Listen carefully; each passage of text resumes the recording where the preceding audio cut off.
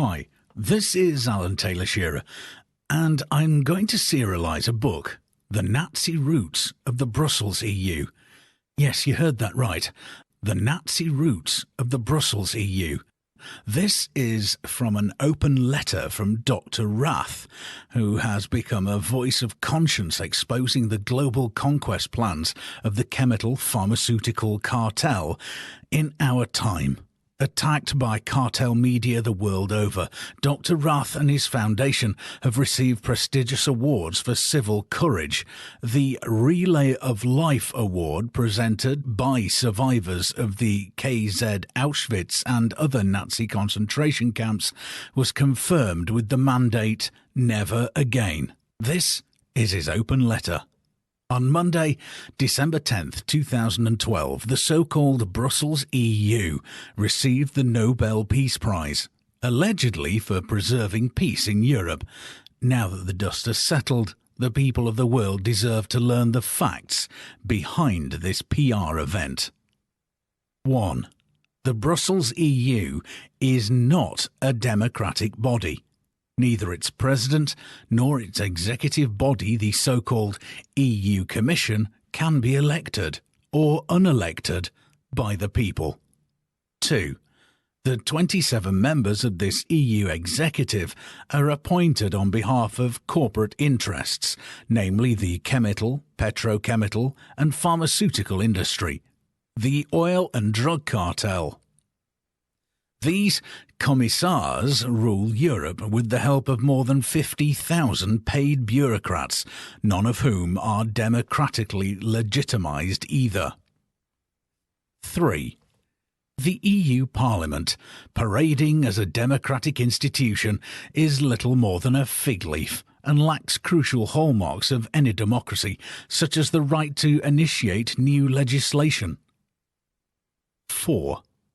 The blueprints for this undemocratic construct derive from the intended post-World War II plans of the Nazis and their main corporate financiers, the infamous IG Farben Inc., Bayer, BASF, and Hoist, etc. The world's largest chemical pharmaceutical cartel at that time. 5. The first president and chief architect of what is known today as the Brussels EU was Walter Holstein, a German lawyer. Before and during World War II, Holstein had been a key architect of the new dictatorial world order via which the Nazi cartel coalition had planned to rule Europe and later the world. In May 1938, Hitler met with Mussolini in Rome, Italy, to plan the military conquest of the world and to plan the post-World War II world under the rule of the Nazis and their corporate financiers, the chemical, oil and drug cartel. 1 month later, in June 1938, German lawyer Walter Holstein was part of the official Nazi state delegation to Rome that finalized the legal framework of the intended New World Order to be implemented after an anticipated Nazi cartel victory. On June 23, 1939, Holstein revealed these outrageous plans in a public speech in Rostock, Germany. On March 25, 1957, less than 2 decades later, the same Walter Holstein was in Rome again. He became one of only 12 signatories to the Treaties of Rome, the founding documents of what is known today as the Brussels EU.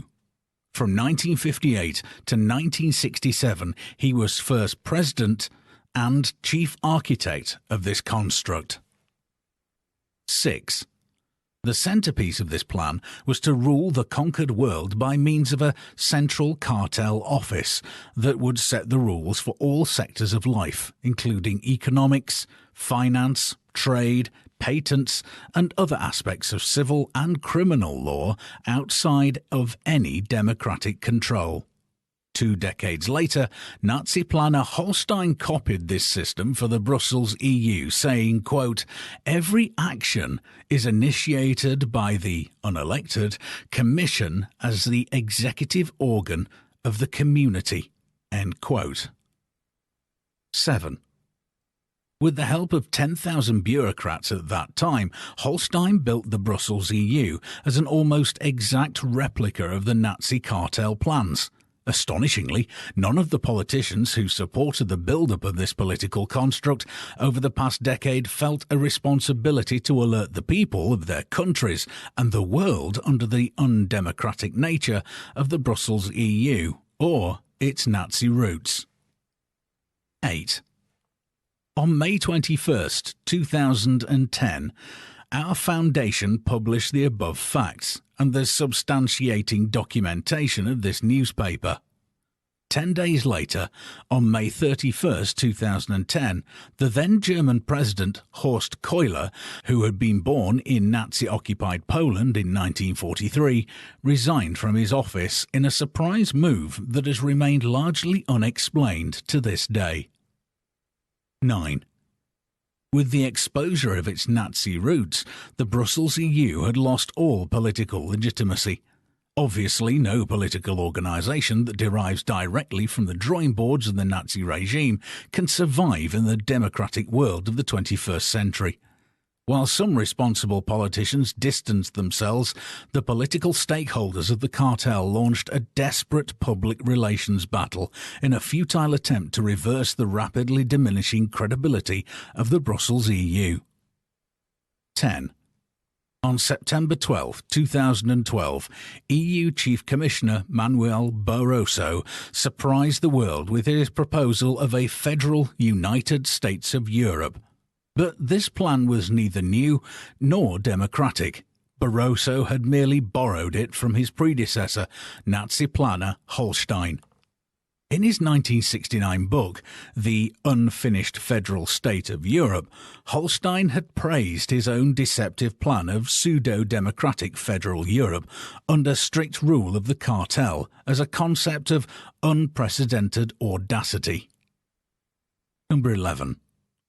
On October 12, 2012, the Norwegian Committee awarded the Brussels EU the 2012 Nobel Peace Prize. It's a little-known fact that the head of the Norwegian Nobel Committee, Thorbjørn Jagland, is the Secretary-General of the Council of Europe, another cheerleading group promoting the plans of the Brussels EU. The Nobel Peace Prize 2012 was apparently part of the battle for the political survival of the Nazi-rooted Brussels EU. Remarkably, in the same time as the Nobel Peace Prize was awarded for the alleged role of the Brussels EU in keeping peace in Europe over recent decades, Barroso announced the launch of a European army, with the likely goal to secure global cartel interests and markets.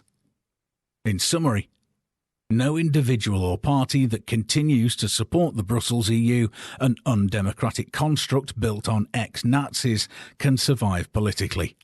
And if the European idea is to survive in the 21st century, the Brussels EU construct must be dismantled and replaced with a democratic structure, by the people, for the people. International Herald Tribune, December 12, 2012.